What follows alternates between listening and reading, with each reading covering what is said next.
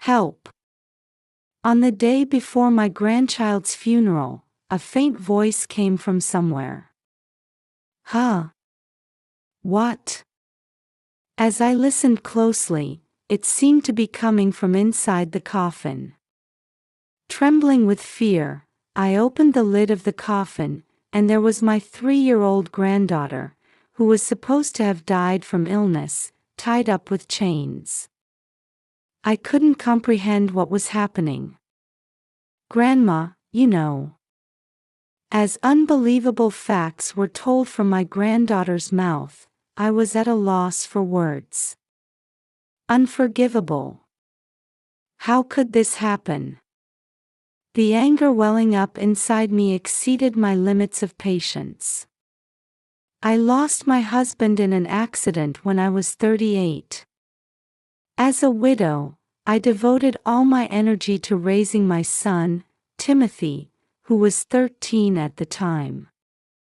When Timothy was 34, he married a woman named Sarah. "You can finally relax now," my friends all said, acknowledging my years of hard work. Timothy and Sarah lived about a 30-minute drive from my house, maintaining a comfortable distance. Soon after their marriage, we found out she was pregnant, and I was eagerly awaiting the birth of my first grandchild. When Sarah was in her 3rd trimester, I visited their house to share some vegetables. We weren't sure about the baby's gender for a while, but it turns out it's a girl, Timothy said. "Oh, how exciting!" I replied. "Yes, but I really wanted a boy," he sighed. The couple seemed visibly disappointed that the baby wasn't their desired gender. "With a girl, you'll have the joy of choosing cute outfits," I said, trying to cheer them up. Of course, I thought the gender didn't matter as long as the baby was born healthy, but I was trying to boost their spirits. However, they were so shocked they didn't respond at all. Still, I thought once they saw their adorable newborn, they'd forget they ever felt that way. A few months later, my granddaughter was born safely. They named her Olivia, and she was the sweetest little girl. I truly understood the saying, "too precious for words." I visited my son and daughter-in-law whenever I could to see my granddaughter. However, as I observed the two of them, something bothered me. Even when Olivia cried for a long time, they hardly paid attention to her. "Oh my, what's wrong?" I'd say, reaching out to pick her up, but Sarah would glare at me. "Mother-in-law, don't do that, she'll get used to being held." But isn't it pitiful to leave her crying like this? I was trying to help Sarah feel a bit more relaxed, but it seemed that wasn't the right thing to do. Timothy chimed in with a bitter expression, "She's just fussy because she's sleepy." It's trendy now to teach them to sleep on their own from an early age. They both looked annoyed that I had voiced my opinion. "I suppose child-rearing has changed a lot since my day," I said, deciding to step back and observe for a while. However, as Olivia grew, my doubts about my son and daughter-in-law's parenting only increased. When I visited their house, Olivia was always wearing ill-fitting clothes, and she would eagerly devour the snacks I brought as if she were starving. Are they really taking proper care of her? Worried, I tried to talk to my son about it, hoping to offer some help. "Stop nagging. Don't interfere with how we raise our child," Timothy shouted, refusing to listen. What's more, every time I said something, he started treating Olivia roughly. Witnessing such behavior, I found myself unable to speak up and decided to keep quiet.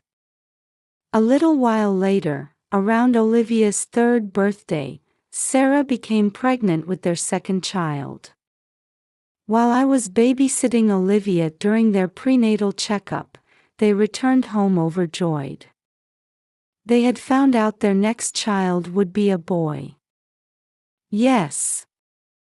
I'm so excited," Timothy exclaimed. "That's wonderful news. Olivia, you're going to have a little brother," I said. "Yes. I can't wait to meet my brother," Olivia cheered.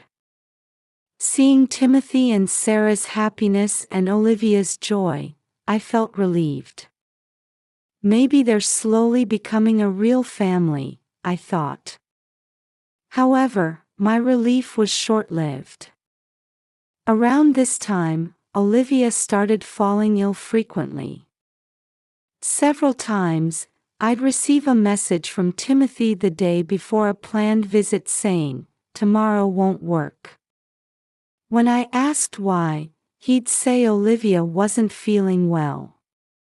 Even when I offered to visit and check on her, they refused. After persistent pleading, they finally allowed me to come over, and I rushed to their house. When I finally saw Olivia after a long time, she looked emaciated. "Doesn't she need to be hospitalized? If she's at home, it can't be that serious, right?" I asked. Timothy hung his head, covering his face with his hands.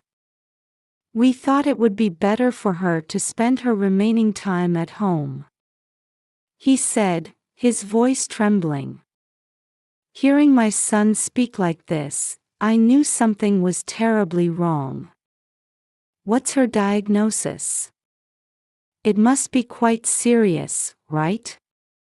I was filled with disbelief and a desire to take Olivia's place if I could. After that, I visited Olivia as often as time allowed, but my son and daughter-in-law gradually prevented me from seeing her, saying, it might tire her out. This went on for about a month, and then it happened suddenly. "Olivia has passed away," Timothy informed me, and my world went dark. She was only 3 years old. She had so many joyful experiences ahead of her. Thinking about how I couldn't do anything for her, I broke down in tears. I was also worried about Sarah, who was in her final month of pregnancy, and my heart ached imagining how devastated she must be. When I went to my son's house, funeral preparations were underway, and Olivia was already in her coffin. As I approached the coffin, wanting to see Olivia's face, Timothy, who had just entered the room, stopped me. "No, don't open it," he said. "She went through tough treatments, so her body is in bad shape. I don't want you to see her like that." "That bad?"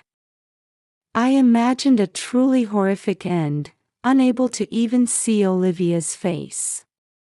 Though part of me couldn't accept it, I tried to tell myself that Olivia would always be in my heart. Changing the subject, I asked my son if there was anything I could help with, but he said, "We're fine for now," so I decided to go home for the time being. The next day, I visited their house again.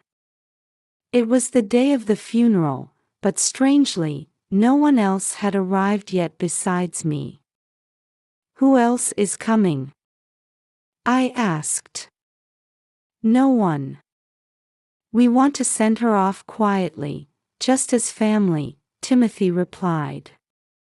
"Sarah's parents are working overseas. We contacted them, but they said they couldn't make it in time for the funeral, though they'd definitely come later."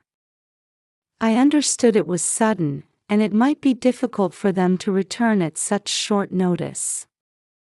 We'll give Olivia a proper send-off, even if it's just us, I thought. I was standing in front of the coffin, reminiscing about the time I spent with Olivia, when Timothy's phone rang, and he stepped outside to take the call. At that moment, I heard a faint "help me" coming from somewhere. Listening closely, it seemed to be coming from inside the coffin. Trembling, I opened the lid, and to my shock, there was Olivia, who was supposed to be dead, bound in chains and pleading for help. Olivia? What on earth is going on? I was confused by this sudden turn of events, but I knew without a doubt that my son and daughter-in-law were involved. I quickly helped Olivia out and hid her in the closet, telling her, "Wait here for just a bit, okay? Sarah's gone into labor." Timothy came running back, his voice full of excitement.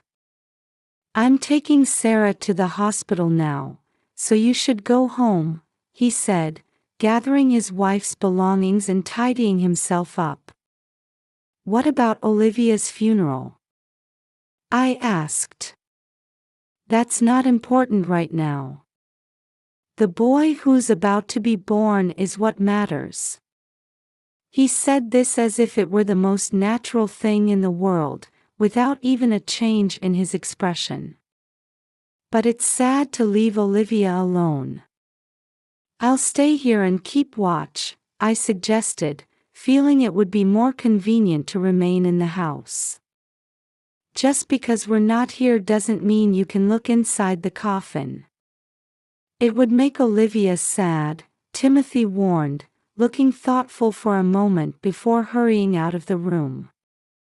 "Even if you tell me not to look, it's already too late," I thought to myself.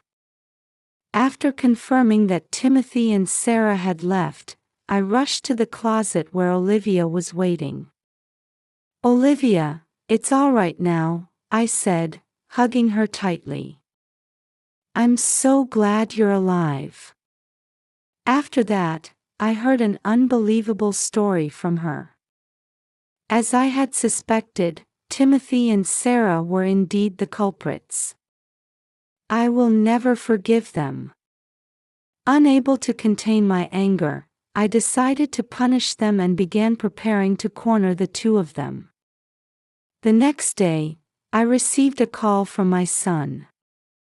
"A healthy baby boy was born," he announced in an elated voice. "Congratulations. We must celebrate." "I'll come to the hospital later," I replied. About 3 hours after the call, I visited Sarah's hospital room. "Look, Mom. It's our long-awaited son. Isn't he cute?" Timothy said excitedly as soon as I entered the room, holding up his newborn son. He and Sarah exchanged glances, smiling happily at each other. "You won't be smiling for long," I thought to myself. When I asked them about Olivia's funeral, their expressions changed instantly. "Oh, we're busy with the new baby, so we decided to just cremate her without a funeral. We'll let you know when it's all done," Timothy answered dismissively, as if it were a bothersome task. Now, it's time for their punishment to begin. I gave a signal behind my back, and Olivia ran towards the newborn baby. "Wow! He's so cute. This is my little brother, right?" Seeing this, my son and his wife were visibly shocked, looking back and forth between Olivia and me. "Oh my! Olivia!" I pretended to be surprised by her appearance. "You opened the coffin. Didn't I tell you not to?" Timothy confronted me, his tone harsh. I glared back at him. How could you chain her up and lock her in a coffin?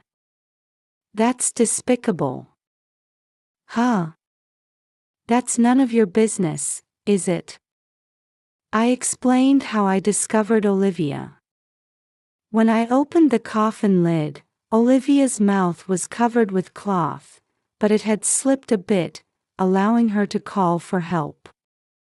Just imagine how scared Olivia must have been, unable to move in that dark box. As I started to say this, my son suddenly hugged Olivia tightly. You came back to life. That's great, isn't it, Sarah? Yes, it really is. They were putting on an exaggerated act, thinking they could fool me. Olivia, can you tell me why you were in that box? I asked my granddaughter with a gentle smile. Well, Daddy and Mommy wrapped me up tight.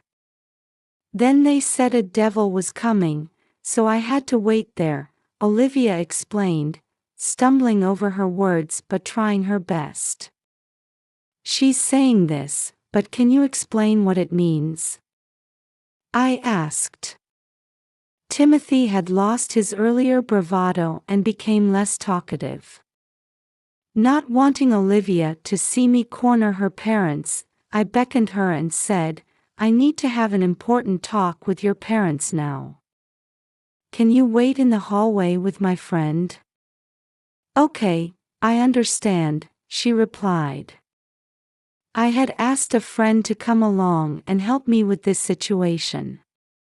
After confirming that Olivia had left the room, I slowly turned to face Timothy and Sarah. Now, I need you to explain everything clearly, I said. Unable to withstand my piercing gaze, they quickly averted their eyes. You can't believe what a child says. That's right. She's only 3 years old. Her memory can't be trusted. They desperately tried to deny their actions, refusing to admit what they had done.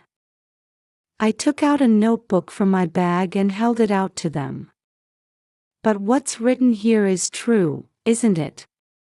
Timothy's voice cracked as he asked, How did you? This notebook contained details of their plan. Shall I read it aloud? The funeral is fake, meant to deceive Mom. Further down, it was written that if Olivia died, they expected to receive financial aid for funeral expenses. I had found this while searching their room after they had rushed to the hospital when Sarah went into labor. It's the worst to snoop around someone else's house. But that's just notes I took about an interesting mystery drama I saw on TV the other day, my son declared boldly, snatching the notebook from me. He looked triumphant, but of course, this wasn't the end. Then what about this? I said, pulling out another document from my bag and thrusting it at Timothy. What's this all about? He demanded. It was Olivia's medical report. When I rescued Olivia and hugged her, she winced in pain, saying, It hurts. When I lifted her clothes to check, I saw several bruises on her body. Suspecting my son and daughter-in-law of mistreating her, I immediately took her to the hospital. The doctor told me, this child has been regularly subjected to physical abuse, and her nutritional state is poor. Is she not being fed properly? He then provided me with this medical report. So that's why Olivia devoured the food so eagerly when I brought some to your house before, I said. They kept their heads down, not answering. What's going on? Why are you doing this? I pressed further. At first, my son wouldn't even meet my eyes, but then he sat down in a chair, manspreading. We wanted a boy, but she was born a girl. That's the problem, he blurted out. Children are precious gifts, I said. No way. Girls are useless, aren't they? Timothy started talking non-stop, as if he had given up trying to hide anything. He explained that once they found out their second child was a boy, they decided they no longer needed Olivia. However, they thought it would be suspicious if she suddenly disappeared, so they came up with the plan to pretend she was sick and eventually claim she had died. Well, we haven't been feeding her properly lately, so we thought she'd eventually just weaken and die on her own. My son said this with a smirk, casually admitting to such a terrible thing without any hesitation. There was one thing I couldn't understand. Even though you say that, you didn't actually kill her. Isn't that because deep down, as parents, you truly love Olivia? I asked. Timothy and Sarah looked at each other, then burst out laughing. Love? There's no such thing. If she died, we'd lose the child support payments and our income would decrease, right? That's right.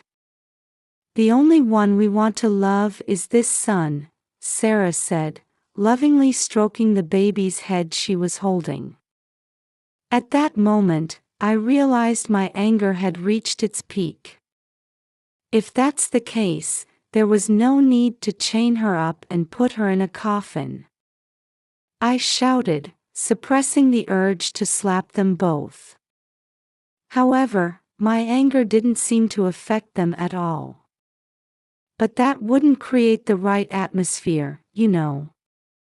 Besides, kids can do unexpected things, so we thought it would be safer to keep her restrained and locked in the coffin, my son said matter-of-factly. My body trembled with rage at his nonchalant attitude. Also, you always come to our house and dote on Olivia, so we were worried she might tell you what we've been doing to her someday, Timothy continued. So that's why you pretended Olivia was dead. You thought I wouldn't come around anymore? I asked. Bingo. Timothy said with a grin. Now that we have our boy, you can have Olivia if you want her, he added. That's right. We don't need her anymore, so do whatever you like with her, Sarah chimed in. They were treating Olivia like an object, and worse, they seemed to be enjoying it. Before I knew it, I had grabbed my son by the collar. Want to fight? I won't go easy on you just because you're my mother, Timothy said provocatively. But I realized that if I gave in to this, I'd be no better than them. So I let go of my son and glared at them both. I'll raise Olivia and your newborn son myself, I declared. What? Are you crazy? We're not giving up our son. No way. They shouted angrily. It was time to deliver the final blow of my punishment. I've already reported this incident to the police and Child Protective Services. You should be prepared for how the authorities will judge parents who abuse their children, I said. As soon as I said this, Sarah grabbed Timothy's arm and kept shaking it, pleading, "What are we going to do?" over and over. But Timothy just stood there, dumbfounded, unable to answer. I think the police might be arriving here soon, I added. Wait a minute. What if they really take our son away? What should we do? Timothy asked. That's not my problem. You brought this on yourselves, I replied coldly. We'll take good care of Olivia from now on, so please tell them your report was a mistake, they begged, bowing their heads to me. As if I could believe that. I said, pushing them away. They muttered, "What should we do?" and slumped down where they stood. After that, Timothy and Sarah were arrested, and the children were temporarily placed in protective custody. The incident was widely reported in the news and weekly magazines, with my son and daughter-in-law's names and faces exposed. Even after they're released from prison, they'll likely live the rest of their lives being pointed at and whispered about. As for me, I ended up taking in and raising both grandchildren. With another precious little one added to my life, I can't stop smiling. My friends tell me, "You look so youthful these days." Perhaps it's because I have a new purpose in life. I'm not entirely displeased with the compliment. Olivia is a great help around the house, and I'm truly grateful for her. I'm determined to stay healthy and energetic so I can watch my grandchildren grow up. That's what I'm focusing on now.